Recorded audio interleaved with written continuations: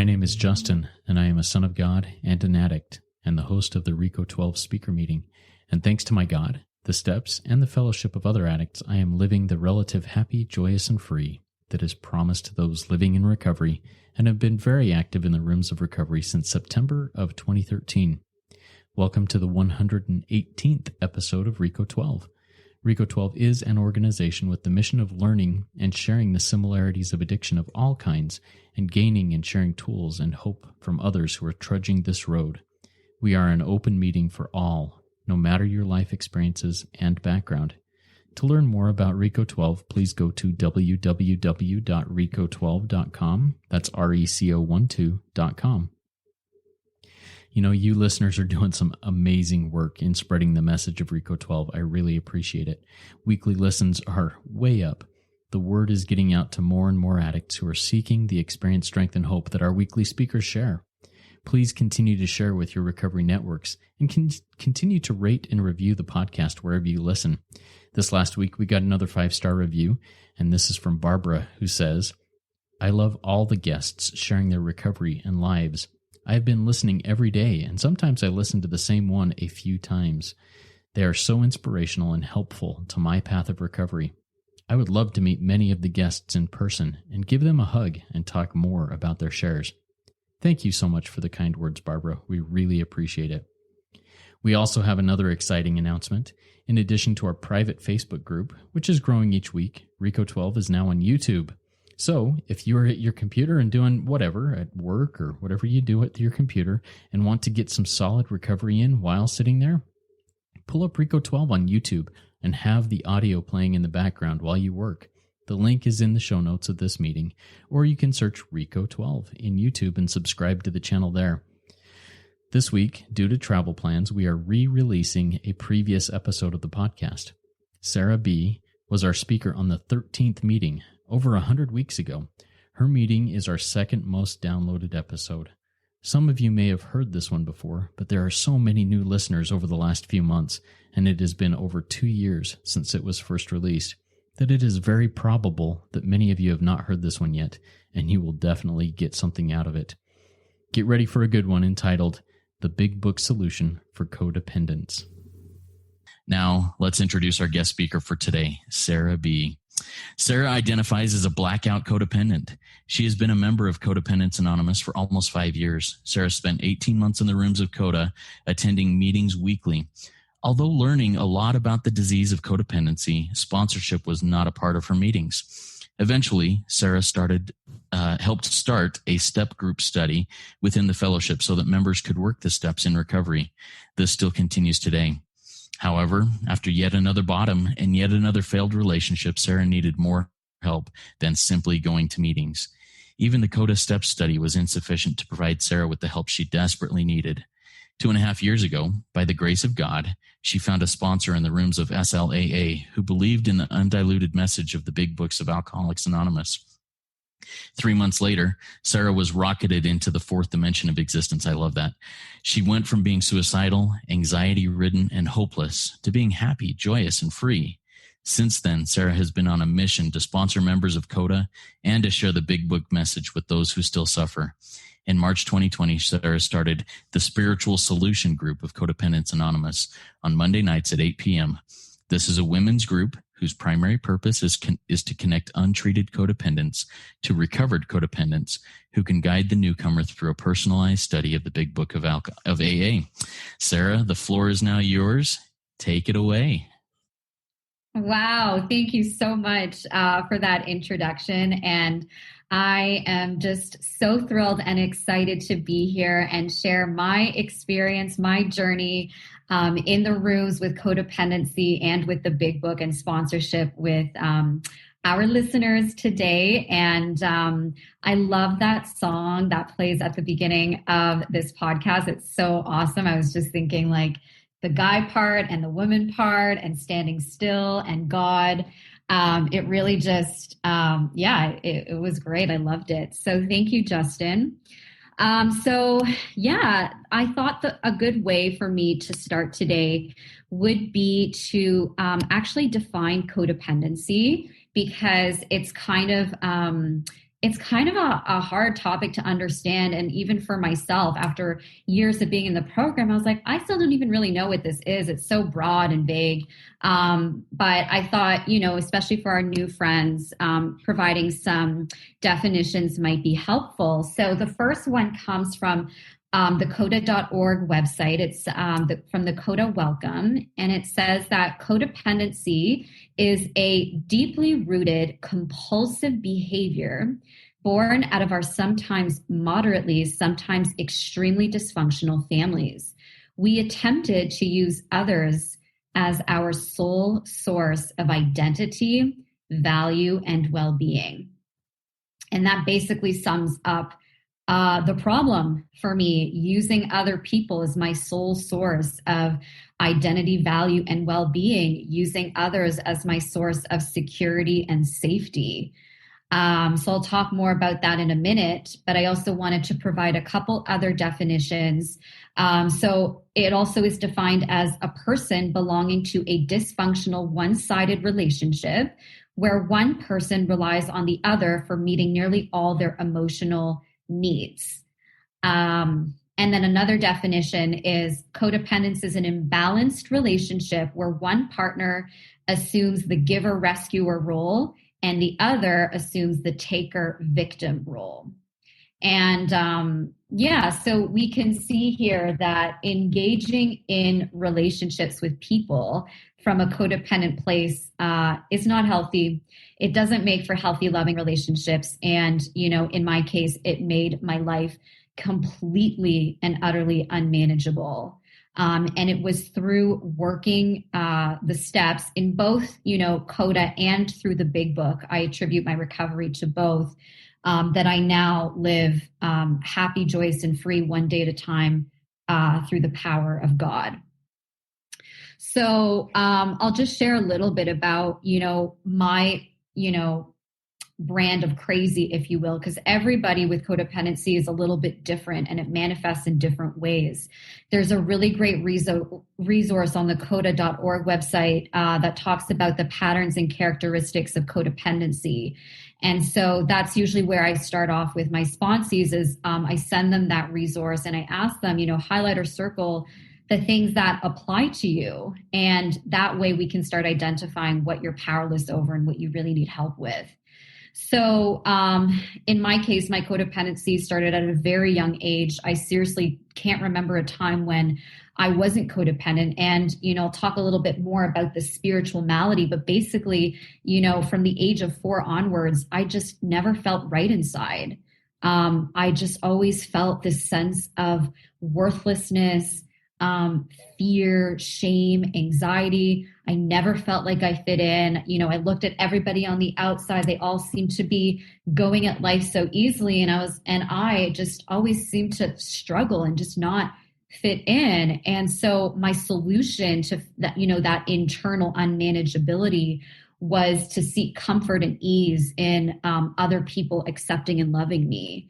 And, that's really what started to, that's really where it started. And I became a people pleaser. So I became whoever you wanted me to be. I said whatever you wanted me to say. I dressed how you wanted me to dress, did what you wanted me to do. And if you were, polar opposites, I would mold to whoever you needed me to be so that you would accept me, because my entire worth and identity, came from you. It came from another person. And you can see how that's complete dependency and how I was completely enslaved to another person. And I bought into the lie that I could control others to get what I thought I needed from them. But the reality is I don't have control over others. And living according to that lie that I, trying to control people is what made me sick and made me sicker and sicker and sicker. So that basically describes my problem. And, I have some notes that I wrote here just to guide me. I wrote, I would go to any lengths to get what I needed from you. Manipulation, control, people pleasing, like I said, to get what I thought I needed, but it was never enough. I constantly needed more from you, or even if you told me that you loved me and that you wouldn't leave me, I might believe it for a second and get, a little bit of ease, but then that internal condition came back and I needed that reassurance again and again and again. So as I got older, into my teens and early 20s, I'm in my late 20s now, the disease progressed for me. It definitely got worse. And I remember, I lived a very sheltered life. I come from an affluent family of doctors and PhDs. Everything on the outside in my life looked great, never had a shortage of money. I was talking to my sponsor and she's like, you have everything. You have everything. People would look at you and think, why does she have any problems? And that proves that addiction, codependency, doesn't matter, where you come from, what you look like, what your background is, how much money you have, none of that matters. It's an internal issue. And I remember I moved out of my parents' place for the first time to university, and my spiritual malady, the root of my issue, this internal feeling of, I don't know how to live. I don't feel right inside. I'm terrified. Just got so bad that I was calling my dad like 7 times a day just to get help. Like it was crazy. And, the depth of the powerlessness over this goes so far. Like my disease would take over unconsciously as well, because, my parents were, my dad especially, he wasn't very nurturing, but he's a doctor. And so when I got sick, he would take care of me and give me attention. And I noticed that subconsciously my own body was making me ill so that I could get attention and care from other people, and that's how my disease controlled people, was through these, crazy ways, even to the point where I would make myself sick. And so, when the big book says this progresses to insanity or death, that is 100% true in my case. And I was dying and I was getting worse. And then I remember finally I got into therapy, which it did provide me with some relief, but then not enough. And I would look for a new therapist or look for a new self-help book, look for a new guru. It was just constantly looking to different people, always going to people. People were my gods. People were my higher power. And it wasn't until, after a couple years in Coda and some other fellowships, and I had another bottom. I was like, what is going on? Nothing is working here. Nothing is working. That I was fortunate to meet someone who was armed with the facts of, the undiluted message of the big book, the original founders of our program, who understood, the nature of our disease and how hopeless those of us who are in that category are, and I didn't know that. I didn't know, that I didn't even know that codependency was an addiction, but I now identify as an addict. And I get a lot of questions about what does it mean to be blackout, like a blackout codependent. And I share with people, I'm not just a little bit codependent or moderately or severely, like I am the hopeless variety. And the cool thing is this book here, the big book, I have it right here, was written for people who are hopeless.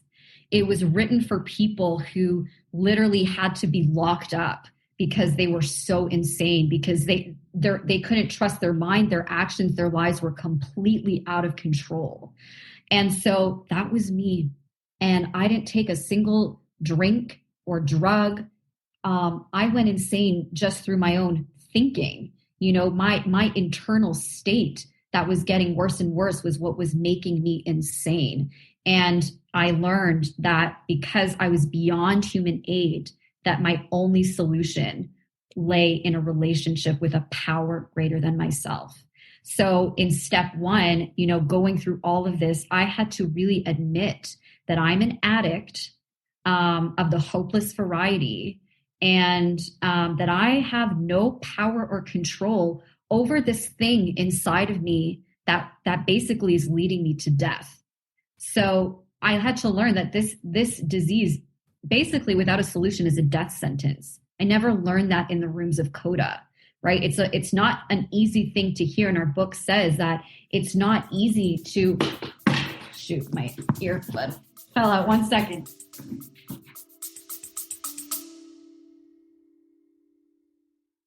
A higher consumption of vegetables may cut your odds of developing depression by as much as 62%. An American Cancer Society study found that women who sit for more than 6 hours a day have a 40% higher death rate.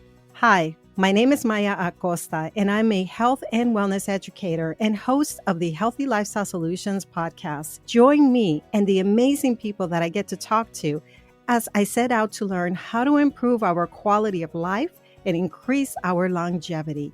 You can listen at the Healthy Lifestyle Solutions podcast or at healthylifestylesolutions.org. Oh, just getting a little excited there.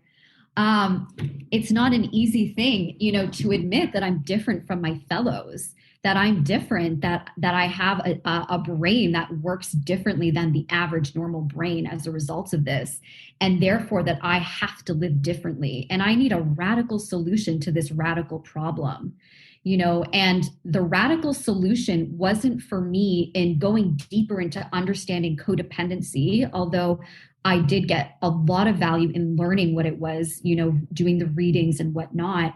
But the solution lay in connecting to God, because that's the only thing that was going to set me free, was that relationship. And like I said, the solution is radical because the problem is radical, and the solution is destruction of self-centeredness. That is my solution, is I have to be willing to completely abandon myself, so that a higher power that I desperately need can come into my life. And the funny thing is I abandoned myself my entire life to people, because I made people my gods. And I hear a lot, like in therapy, for example, oh, you don't want to abandon yourself anymore. Well, I do need to abandon myself, because Sara is my problem. But instead of abandoning myself to people, and my books and my own intellect, I need to abandon myself to God. And in that process, in step 3, it says we are reborn. And that was 100% what happened to me. I am not the same person anymore. When I live, spiritually fit, I walk free, because I make God, the most important thing in my life. And one thing that I also learned through the process of the big book is, in being reborn, that implies that I had to go through a death. A death needed to take place. And death is scary. It's painful. It's excruciating at times. The death is really withdrawal. So, when we say we have to go through withdrawal, it's that addict part of me, which is completely running the show and dominating my life, literally needs to die, or, so that God can come in. And I remember, those excruciating moments where I felt so hopeless, when I was going through withdrawal and not reaching out to people, not acting out, but, being asked to go to this thing out there, which I can't see, touch, smell, and being told that's what was going to save me. Man, the only way that I could really embrace that idea was realizing that nothing else was going to work, and I was going to die either way. And I just remember in those moments of despair, reaching for God and asking for his help. That's when the process of rebirth started to take place in me. So those are the main points that I wanted to share. I'll share a little bit about, what my sponsor told me at the beginning, things that helped me a lot in the beginning when I was going through my spiritual death, my withdrawal process, and the process of being reborn to this new creation that I am, living for God. The first thing that she told me was, start asking yourself, how can I be helpful? Because if self is the problem, then selflessness, being helpful to others and service, is my solution. It's basically doing the opposite of what I would typically do. And so I started going around my day asking myself, well, how can I be helpful? How can I be helpful? How can I be helpful? All day long. And because my mind is really what was the problem, I needed a place to properly direct my thinking, because my thinking was going to kill me. And so that was a great place for me to start. And I remember being, at work at the time. I was working in a company, for a company, and I just thought, okay, I'm going to write, this inspirational email to all of my clients. And I didn't expect anything in return. It was truly an act of selfless giving to them. And I was going to see what happens. Our book says, are you willing to set aside your prejudices and give this a try and experience the results for yourself? And I was like, yeah, I'm willing to set this aside, like set aside my thoughts and give this a real go. And as I sent that email, someone from my work just popped by and she asked me how I was doing and how my day was going. And I guess she glanced and she saw that I was writing this email. And a week later, I was nominated as rock star in my company. They plastered my face against the wall and, gave me like a little token of acknowledgement or whatever. And that was one of the first miracles that I experienced, in surrendering my will and following the instructions of a sponsor, and the steps. Another thing that really helped me was something that I didn't learn in the rooms of Coda, but I learned as, the undiluted message was half measures avail me nothing. Half measures avail me nothing. And when I was, previously working, I was kind of like taking my time, taking it easy does it. But my sponsor told me, if you half-ass this, if you do this 50%, even if you do this 90%, you get nothing. And that really woke me up. And I was like, okay, like I got to go in this full throttle. And of course, I didn't work the program perfectly, but I was in it 100%. And that's why, we say in our program, we don't stop people from suffering, because it's literally the fact that I was at such a bottom that I knew I was hopeless and doomed was what led me to go to this radical solution wholeheartedly and full force. And, bottoms are important. This program can help everybody, but not everybody's willing to do the radical things, the intense things that it asks us to do, making direct amends to people that we have harmed. There's a lot of courage and willingness required for those steps. And unless, I knew that this was my last hope. So yeah, so working this 100%. I remember going through step 4 and reading, we vigorously commenced this way of living. We vigorously engaged in action. And that was another thing that my sponsor told me was focus on action. This is a program of action. It's not a program of thinking, understanding, intellectualizing, rationalizing. And as a thinker, that's exactly what my mind loves to do. It loves to figure things out. And I think that the more I figure things out, I'll figure out my problem on my own, but it never worked. So she told me, quit thinking and focus on action, do the next right thing. And oftentimes, I'd be so caught up in my internal unmanageability, the obsession of the mind, that I wouldn't know what to do. Like I was like, tell me what to do. I'm codependent. Tell me what to do. Take care of me. And she just kept directing me to God. What's the most helpful thing for you to do? What's loving, helpful, tolerant, and unselfish and pure? And so I was like, okay, what's the next right action? And 100% of the time, it's something super simple. It's like brush your teeth, it's clean your kitchen, it's make your bed. So it's like, I'd be up in here, crazy mind, insane. And, thank God I have a set of instructions, which is don't think, do the next right thing. And I would ask God, well, God, like, what's the next right thing? And if I came to God in the right spirit and with the right attitude, which is the attitude of honesty, open-mindedness, and willingness, then the answer would always come. The next right action would always come. God was always there.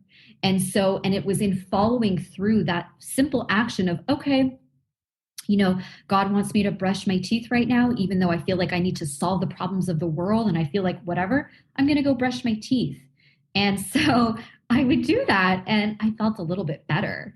And then I finished brushing my teeth and I'd be like, okay, God, okay, I did that. Like, what do you want me to do next? And he would say, clean your kitchen. So God was parenting me. He was telling me how to live, how to care for myself in a sane way. I learned that there is a right way to live in this world. And if I just follow that guidance of my God, then I could live, and not just live, I could live happy, joyous, and free. And like I said, that's been my experience. So focusing on action was really big. Prayer, prayer time with God and in the evening is it's so essential. So this is a spiritual program, and that means my whole solution needs to be about getting rid of self, making Sara small, and allowing God to come in and rule my life. Step 3, made a decision to turn my will over to God. I don't know how much time I have left, so please just give me like a warning. About 3 to 5 more minutes, and then we'll move on to the next. Okay, so making that decision and spending that morning time with God, that has evolved so much for me over the years. It's been 2.5 years since I started working the big book, and my life has changed. And at first I would open up to step 11 upon awakening. We reviewed our day. We asked God to remove our self-pity, our self-seeking, and our dishonesty, and ask God to shape our motives. I can't remember the exact wording, but I would read that every single morning and write out the actions that God wanted me to do. And regardless of what my feelings told me or what my mind told me, I would follow those actions, because even my feelings, and this is controversial, but even my feelings were part of my addiction. And I heard a lot in therapy, follow your feelings. If you feel sad, like be sad. But a lot of the times my feelings would misdirect me. And so, the cool thing is the big book told me that spiritual principles would solve all of my problems. My only job was to live according to spiritual principles. Example: love, tolerance, selflessness, service, honesty, generosity, non-judgmental, humility.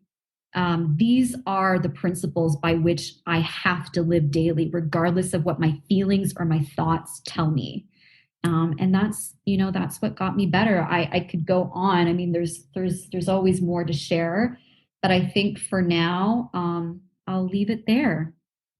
Awesome. Thank you, Sara. That was really good. I got, and I'm going to jump into this with one or two questions that I've written down here. But before we get to that, I just want to remind everybody that's in the live audience, if you have questions for Sara, please type them in the Q&A link at the bottom of your screen. And before we move into these questions, Sara, if you wouldn't mind taking about, 60 seconds or so and sharing about CODA and how one might try to figure out if that is a fellowship that would be right for them. Yeah, absolutely. So I would recommend going to the CODA website. They've got some great resources for newcomers. Like I shared earlier, there's a great resource called Patterns and Characteristics. Another resource I'm going to share is our Monday meeting at 8 p.m. Eastern time for women only. We have a website now, which is super awesome. It's CODAtoronto.org. Can I post that in the chat, Justin? I'll go ahead and post it in right now.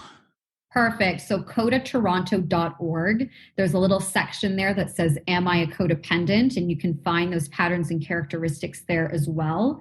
And I would also recommend checking out meetings. So women who think they might have an issue with codependency are welcome to join us on Monday nights at 8 p.m. Eastern time. I'm sure we can get the link out to you somehow. It's on the CODAtoronto.org website. And and come out and then get a sponsor. That's what I would recommend. Awesome. Thanks, Sara. Appreciate that. And that's a great resource. I know that my first question is actually going to build on this because, I've heard this from many as I've been in the rooms and talked to many recovering addicts of all sorts. And I'm beginning to think this is true. That codependency may be the core of all addictions. Whether the higher power that I put on someone else or another substance or another behavior, I become codependent on that because of this. What are your thoughts on that? Well, it's interesting because I'm also a member of another program, the Money Program. And I've seen people from codependency go to that program as well and share that money is like the root addiction for them. So I think it depends on the person. For me, codependency, dependency on people is 100% my root. It's the root of all of my other addictions. But to be honest, for other people, it is other things. I've met people who don't identify as codependent, and so for them, dependence on people isn't the root of their issues. So, from my experience, I think it really does depend. Does it codepend? Awesome. No, I like that, and obviously we don't want to take others' inventories, but as I look deeper into my own addiction, I think that codependency is right there at the core. A lot of the things that you shared at the beginning, I feel like I didn't fit in. Everybody else looked like they had it all together, and I tried to look like I had it all together on the outside, but on the inside I was a mess. Yeah. And I was so dependent on my behaviors that it just messed things up. What are your, as a member of CODA, are boundaries something that you look a lot into? Is that something that's really important to you? Yeah, I definitely think that codependence could use boundaries. The big book doesn't talk about boundaries, and so when I'm going through the big book, I don't use that word that often. However, my sponsees will ask me like, "Oh, like should I set a boundary?" And I'll say, "Yeah." Basically, a lot of times with codependence, we resent other people because of responsibility I failed to take. And so I'm mad at you because you came home, like you're coming home late all the time and you're not telling me. And I want to blame you for my anger. Well, what's required there is responsibility of self. And I can take responsibility by setting a boundary.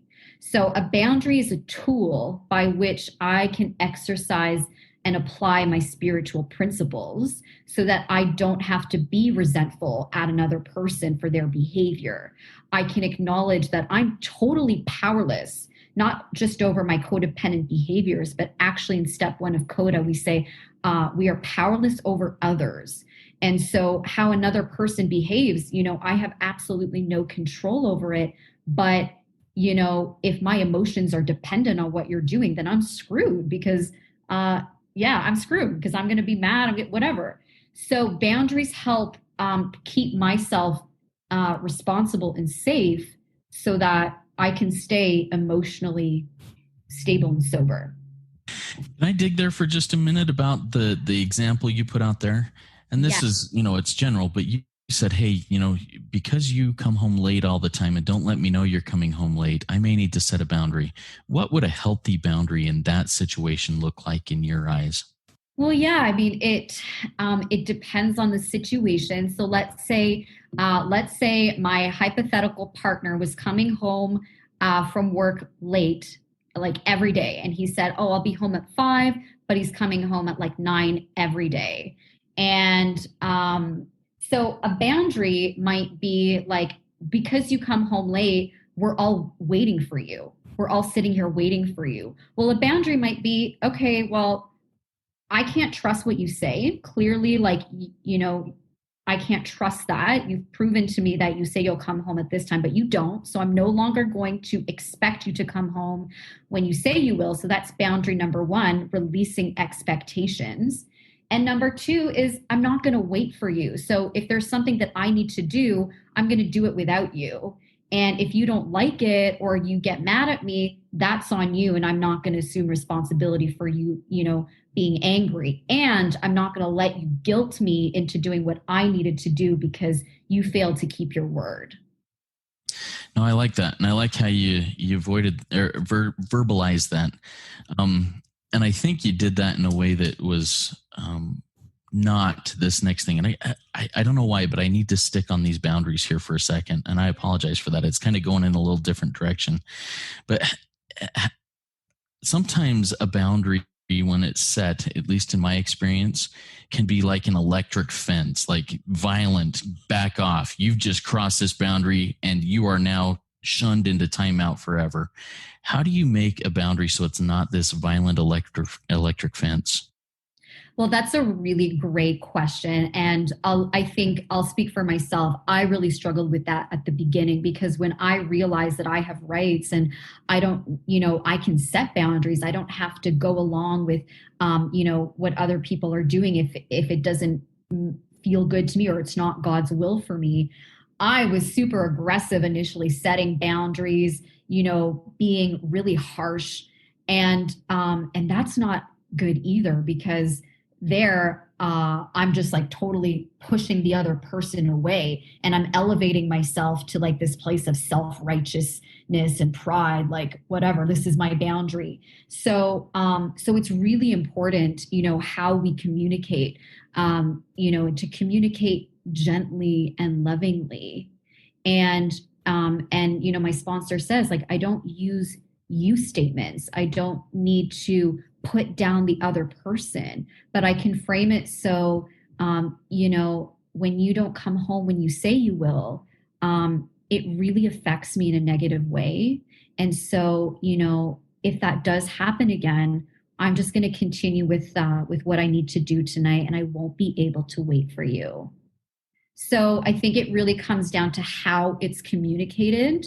And also done from a place of love, because I also don't want to enable bad behavior, because if someone is giving me their word, but then not, keeping it, and I let it slide and don't really set a boundary, if you will, I'm kind of just saying, well, that's fine for you to do that. And I'm enabling that behavior. Thank you so much. Unless there's anything else on boundaries that you're thinking, hey, we should hit on this too while we're here, I think we can move on to the next thing. All right. Very good. So you talked about how you kind of grew up in a very Pollyanna type world. Everything, it looked great on the outside. Everything was good, and I'm curious as to know what your relationship with a higher power looked like during that growing up period. What was your relationship with God at that point? And then I'll do a follow-up after that. Thank you for that question. So I actually grew up an atheist most of my life.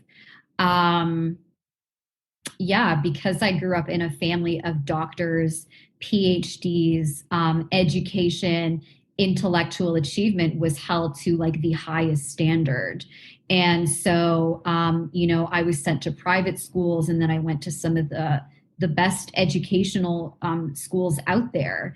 And in those places, believing in God was never discussed. And I studied philosophy, and if you believed in God while you were a philosophy student, you were somehow like defective and flawed. So I grew up not knowing God. However, looking back at my experience, I can see that God was always there. And my awakening happened actually before I entered the rooms. I wasn't looking for God, but I was just desperate and miserable. But then also started to awaken to some truths about my reality. And that kind of unleashed a series of events whereby I met God, and my life was forever changed. And then I found the rooms and got to deepen that. But yeah. That is super interesting. And my follow-up question is, what does your relationship look like with God today? Is there a spiritual, maybe a religious life outside of the spiritual life, or how does that look today? Well, it's changed a lot over the years, especially like 2.5 years ago when I was at my bottom and I was just starting to get back into the big book. I hated God. I didn't trust in God. I was like, God has abandoned me and failed me. And so when my sponsor got me back, into the program and told me that God's my only solution, I was like, okay, well, I can't accept that right now. Like, I don't even want to hear that word. And so my higher power started off at that point. The only thing that I could use was, well, there were good things that happened in my life that were not of my doing. So I just used whatever made those good things in my life happened. That's my higher power for right now. And that worked. And then it slowly evolved. And now, it's completely changed. And I'm 100% in a religion. I practice Christianity. I read my Bible every single day, which has deepened my faith. And our book does say, seek where religious people are right. And I'm part of a church. I do prayer groups outside of programs. So there's a lot in my spiritual life now that I have that wasn't there before. And in fact, I'm actually, going to school to become a chaplain. So it's like God has just, when I sincerely gave my life to God and he did the rest. So, yeah. That is so cool. That's such a, and that's not the same path that everybody has, but what a cool path that you've been led on here. And the path ahead, it's still, your feet are on the ground, you're still standing still, but the path ahead is there, and you'll walk it blindly with a little bit of light, hopefully. But what a beautiful thing. I love that. I just want a quick reminder to our listening audience again. I just have one more question here. If anybody else has a question before we close this up, please type it in the Q&A. Actually, I have two more questions, but we'll see if we get to both of them. We'll see. First one is, Sara, what is the step that you live in today? Which of the 12 steps is your favorite that you live in? Hands down, my favorite step is step 3, where I make a decision to turn my will and my life over to God, because in my opinion, step 3 is the solution. That is the solution. The only thing that I need to do to live happy, joyous, and free is to give my will, which is my thoughts, and my life, which is my actions, over to a higher power. And it's the rest of the steps that allow me to carry out the decision that I make in step 3. So step 3 for me is my favorite step. It's one that I practice and strive to practice every day. And I use all the other steps to allow me to live in God's will. That's a beautiful way to put it. Thank you. Thank you. And I think I am going to ask this last one here. You mentioned, and I just wrote down a phrase as you were talking. Oh, I remember. Okay. So I have worked with a lot of sponsees and others who are not my direct sponsees, just people that, may reach out and ask for advice or whatever. And I hear this all the time. They say, I just got to figure this out. I got to figure this out. And that's what I wrote down. I got to figure this out. And I think that was related to something that you shared, that you're like, that's how I got myself into this mess. So walk us through that a little bit. When I hear the words in my mind, I got to figure this out. And my red flag word is, I got this. Anytime I start saying, I got this, I know I'm going to fall on my face. So when you hear the phrase, I got to figure this out, what do you do immediately? Well, I know for me, so my addiction, there's a liar in my head. So my addiction is in the mind, and my mind lies to me, and it perpetuates, me believing those lies is what perpetuates the cycle of my addiction of going to people or going to my own intellect to figure things out. And so saying I need to figure it out is just another lie that my mind feeds me. It's another form of self-reliance.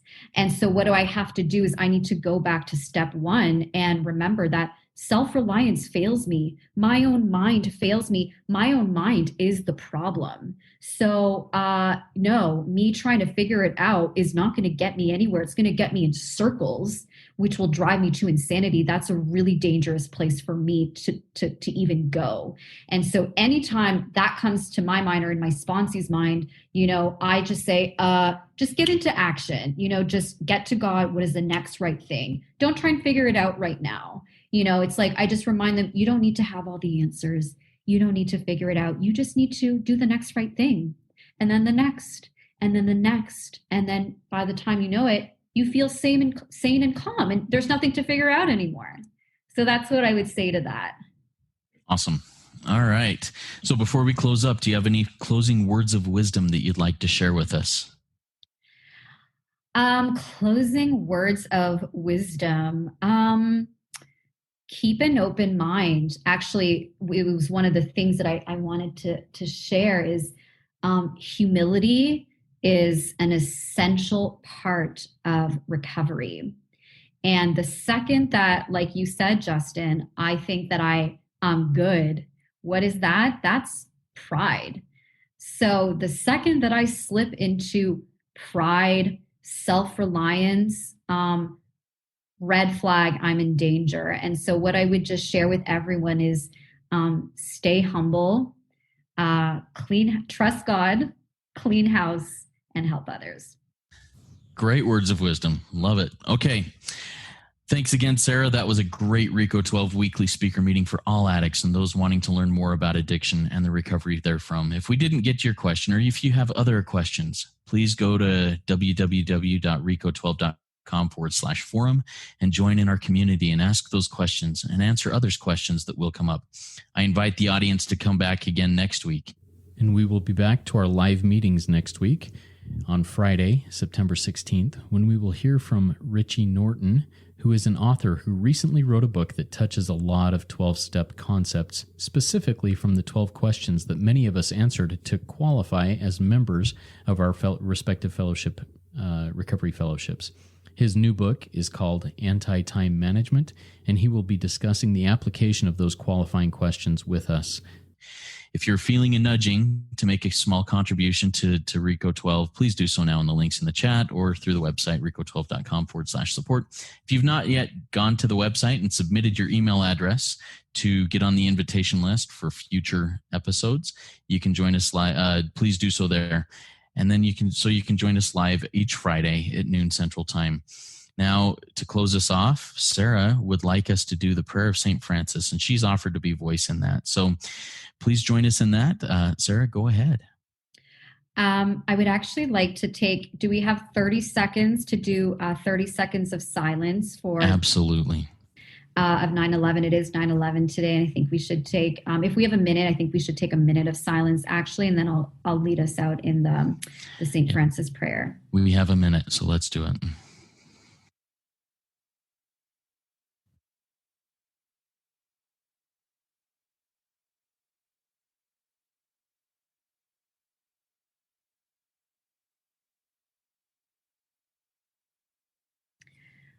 Lord, make me an instrument of your peace. Where there is hatred, let me sow love. Where there is injury, pardon. Where there is error, the truth. Where there is doubt, the faith. Where there is despair, hope. Where there is darkness, light. And where there is sadness, joy. O divine Master, grant that I may not so much seek to be consoled as to console, to be understood as to understand, to be loved as to love. For it is in the giving that we receive.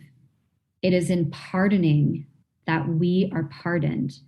And it is in dying that we are born to eternal life. Amen. Amen. Thank you, Sara. Keep coming back. It works if you work it, so work it. You are worth it.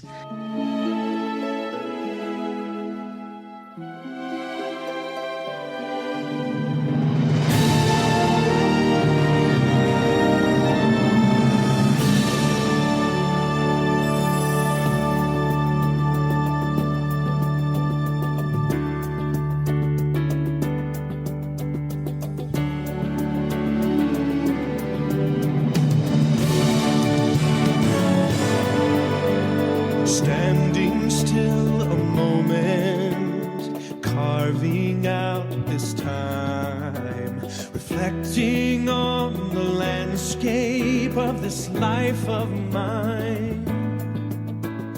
Peaks too high to conquer, streams too wide to cross, troughs too deep to walk through without incurring loss. Yet here I am, still standing tall, despite the rough terrain. One like me survived the storms and walked through wind and rain. Still standing, I will fight the good fight, still searching